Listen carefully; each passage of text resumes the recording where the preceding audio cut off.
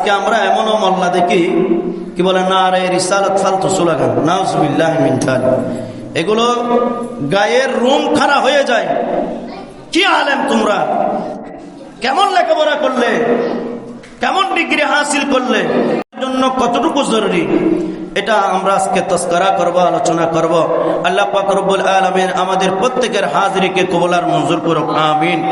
রব্বুল আলামিন এই আয়াতে পাকের মধ্যে ইরশাদ করতেছেন, আন-নাবিয়্যু আওলা বিল মুমিনিনা মিন আনফুসিহিম ওয়া আজওয়াজুহু উম্মাহাতুহুম।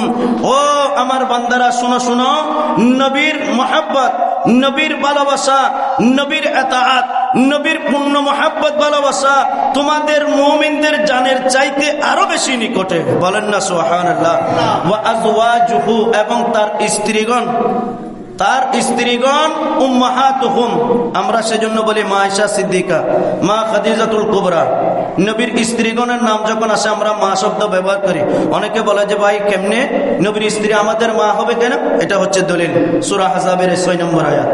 আল্লাহ নিজেই বলে দিয়েছেন, আমার নবীর স্ত্রীদেরকে তোমরা উম্মাহাতুল মুমিনিন, মুমিনদের মা, তোমরা মা বলে সম্বোধন করবে। বলেন না সুবহানাল্লাহ।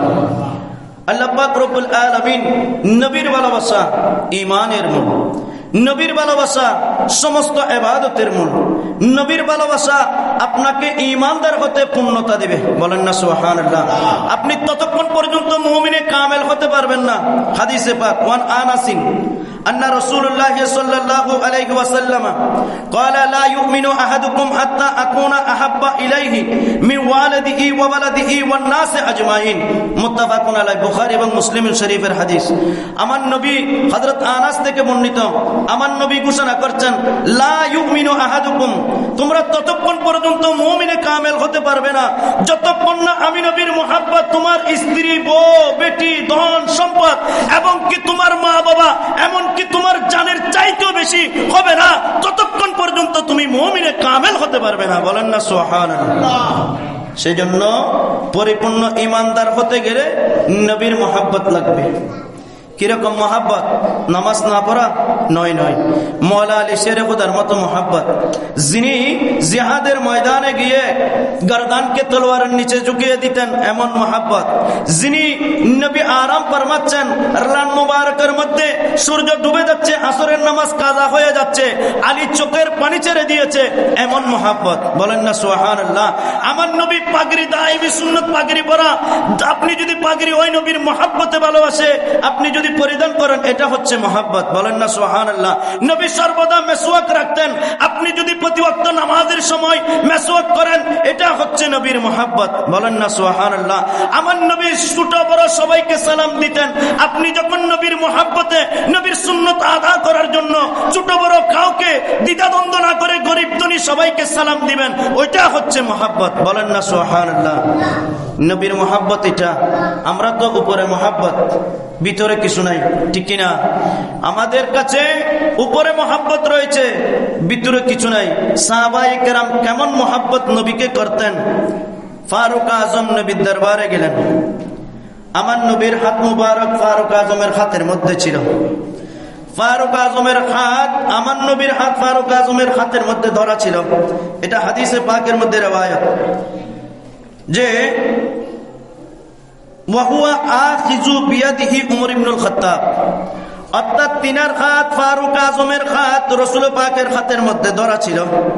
ফাকালা লাহু উমর, ইয়া রাসূলুল্লাহ, লা আনতা আহাব্বু ইলাইয়া মিন কুল্লি শাইইন ইল্লা নাফসি। ফারুক আজম নবীর হাতটা ভেবে ধরে রেখেছেন, ধরে রেখে বলছেন, ইয়া রাসূলুল্লাহ, সমস্ত কিছু থেকে আপনি নবীর মহাব্বত বেশি, কিন্তু আমার জান ব্যতীত, অর্থাৎ জানের চাইতে বেশি নয়। আমার নবী বললেন, ফাকাল নবী সাল্লাল্লাহু আলাইহি ওয়াসাল্লাম, ওয়াল্লাযী বিয়াদিহি ওয়াল্লাযী নাফসি বিয়াদিহি, আমার জান ওই আল্লাহর শপথ যেই আল্লাহর কুদরতি হাতে আমার জান কুরবান। আমার নবী বললেন, হাত্তা আকুনা আহাব্বা ইলাইকা মিন নাফসিকা, যতক্ষণ পর্যন্ত তোমার জানের চাইতে আমি নবীর মুহাব্বত বেশি হবে না, ততক্ষণ পর্যন্ত তুমি মুমিনে কামেল হতে পারবে না। বলেন না সুবহানাল্লাহ। কেমন কথা, কাকে বলতেছেন?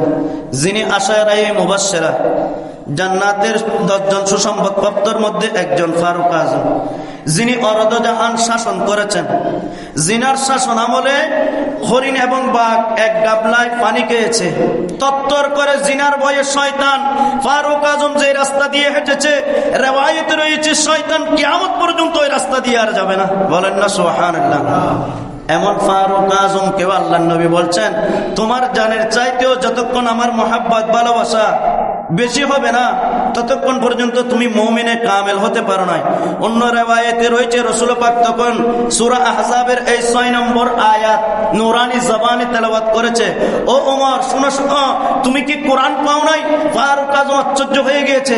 ইয়া রাসূলুল্লাহ, কি বলে? যে সূরা আহজাবের 6 নম্বর আয়াতে আল্লাহ পাক তো এলান করেছেন, আন-নাবিয়্যু আওলা বিল মুমিনিনা মিন আনফুসিহিম, যে ততক্ষণ পর্যন্ত মুমিনে কামেল হতে পারবে না যতক্ষণ পর্যন্ত আমি নবীর ভালোবাসা তোমার সবকিছুর চাইতে বেশি হবে না। বলেন না সুবহানাল্লাহ। আমি নবীর মহাব্বত, আমি নবী তোমাদের জানের চাইতে আরো নিকটে। নাহনু হাবলুল ওয়ারিদ, নাহনু আকরাবু হাবলুল ওয়ারিদ। আল্লাহ হচ্ছেন আমাদের শায়ে গর্দানের রকেট, আরো নিকটে। কিন্তু আমাদের শায়ে গর্দানের রকটা তো আমরা খুঁজে পাই তালাশ করলে। আর আমার নবীর শান ও মানকে আল্লাহ কিভাবে বুলন্দ করেছেন? আল্লাহ নিজে বলছে, আমি তোমাদের গর্দানের শাহী গর্দানের রকের নিকটে, শাহরকের নিকটে। কিন্তু আমার নবীর মহাব্বত, আমার নবী হচ্ছে তোমাদের জানের চাইতে আরো বেশি নিকটে। বলেন না সুবহানাল্লাহ। তো এই জানটা কোথায় আছে? কেউ কি তালাশ করে পাবো? আমাদের জান কোথায়? কেমন মহাব্বত আল্লাহর হাবিবের শান ও মানকে। আল্লাহ, আজকে আমরা এমনও মোল্লা দেখি, কি বলে, নারে রিসালাত ফালতু স্লোগান, নাউজুবিল্লাহি মিন যালিক। এগুলো গায়ের রুম খাড়া হয়ে যায়। কি আলেম তোমরা?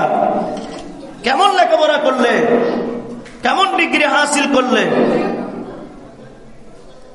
তোমার জবান তো হবে নবী মুস্তাফার শান ও আজমতে।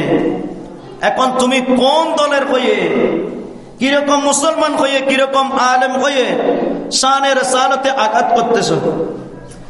যেই নবীর নাম ইয়া মুহাম্মদ বলে আল্লাহ নিজে কোরআনের কোন জায়গায় তালাশ করে পাবেন না যে আল্লাহ ইয়া মুহাম্মদ বলে সম্বোধন করেছেন। ইয়া আইয়ুহাল মুজাম্মিল, ইয়া আইয়ুহাল মুদ্দাসসির, ইয়াসিন, এগুলো বলেছেন। কিন্তু আজকে কেমন কথা বলে যে শুধু তাকবীর চলবে কার? এক আল্লাহ। নাউজুবিল্লাহ।